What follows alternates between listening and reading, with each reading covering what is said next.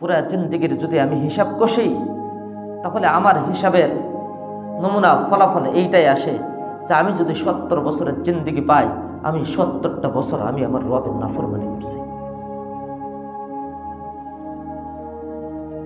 মালিক আদেশ করছে, মালিকের আদেশ যদি না মানেন, সালাত যদি আদায় না করেন, তাহলে মালিকের কাছে কি প্রতিদান দিবেন, কি প্রতিদান পাবেন?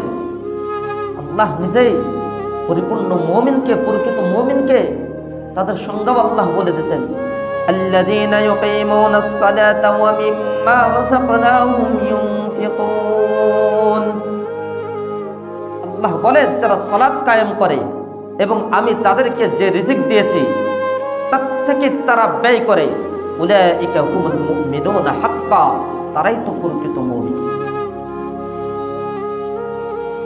তারাই হচ্ছে প্রকৃত মুমিন।